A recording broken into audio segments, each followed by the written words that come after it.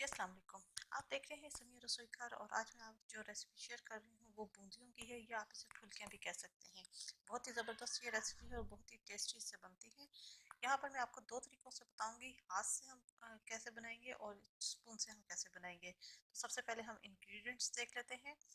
बूंदी के लिए हमें जिन चीज़ों की ज़रूरत है, यहाँ पर मेरे पास 2.5 कप बेसन है, हाफ कप मेरे पास आटा है, आम घर में जो हम जिससे हम रोटी बनाते हैं ये वो है।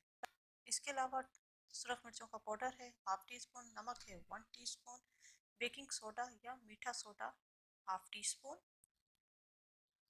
और बेकिंग पाउडर है 1/4 टीस्पून। बेसन के अंदर पहले हम आटा के जितने भी स्पाइसेस हैं, नमक, सुरख मिर्च का पाउडर, बेकिंग पाउडर और बेकिंग सोडा, पानी के साथ हम इसको एक गाढ़ा पेस्ट बना लेंगे। बहुत ज़्यादा हमने लिक्विड इसे नहीं बनाना, थिक पेस्ट बनाना है।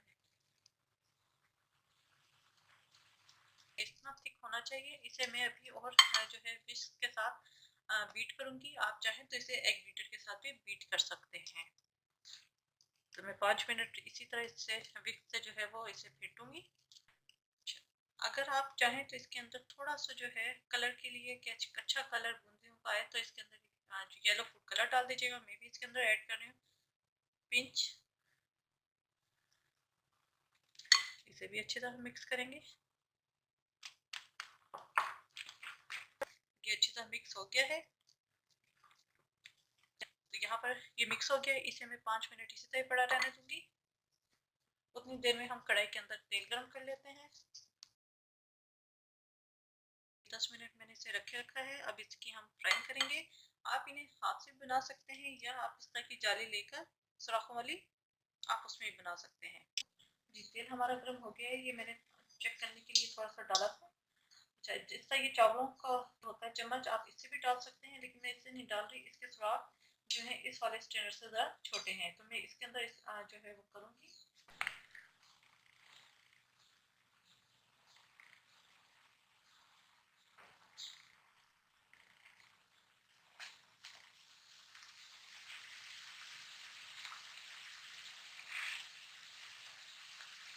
बूंदियों के लिए जो तेल है हमारा फुल गर्म होना चाहिए, क्योंकि अगर ठंडे तेल में हमने डालें तो बूंदियाँ जो है वो नीचे बैठ जाएंगी और वो सही शेप नहीं आएगी इसकी।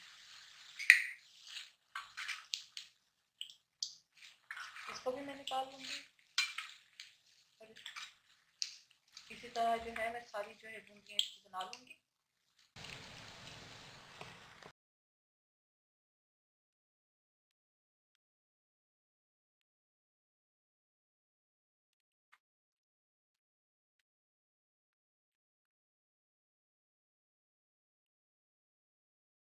कि हमने हाथ से किस तरह करना है, फिर बैटर लेंगे और तब थोड़ा थोड़ा लेकर इसके ड्रॉप्स गिराते रहेंगे।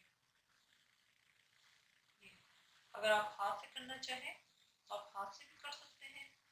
ये तो थोड़ी सी हाथ से जो बनेगी वो थोड़ी सी मोटी बनेगी।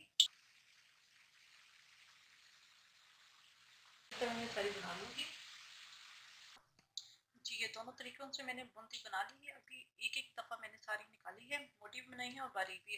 अब जब ये सारी एक दफ़ा बन जाए, घी मैंने तो ऑयल जो है दोबारा गर्म होने के लिए रख दिया है और इसे हम दोबारा फ्राई करेंगे।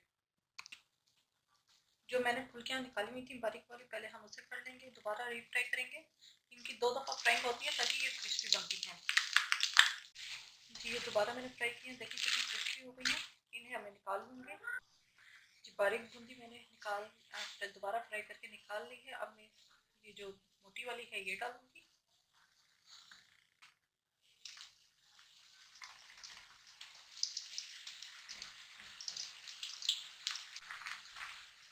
जी ये भी तो क्रिस्पी हो चुकी हैं, इन्हें भी मैं निकाल लूँगी। डबल फ्राई करना बहुत ज़रूरी होता है, तभी ये क्रिस्पी बनती है। जी ये दोनों तरह की फुल्कियाँ हमारी तैयार हो गई हैं, बारीक वाली भी और मोटी वाली भी। आपको मैं इसकी निकाल देती हूँ कि कितनी क्रिस्पी बनी है। देखिए कितनी क्रिस्पी है। तो इस रमज़ान बाज़ार से लाने की बजाय आप घर में बनाएंगे इस रेसिपी से तो आपको ज़रूर पसंद आएगी। जहाँ तक इसको फ्रीज करने का ताल्लुक है, आपने कोई सा भी जिपलॉक बैग ले लें या शॉपिंग बैग जो मिलते हैं वो आप वो ले लीजिए। इसके अंदर हम ये फुल्कियाँ डाल देंगे और आप इसे फ्रीजर में रख दीजिए।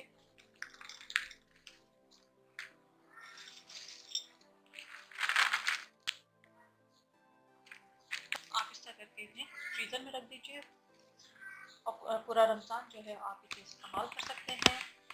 मुझे रेसिपी पसंद आई होगी, अपने फीडबैक से जरूर आगाह कीजिएगा। मेरे चैनल से मेरे रसोई घर को जरूर सब्सक्राइब कीजिएगा और लाइक कीजिएगा ताकि आपको नई वीडियोज़ और रेसिपीज मिलती रहें। अपनी दुआ में मुझे याद रखिएगा। Thank you for watching. खुदा हाफिज़।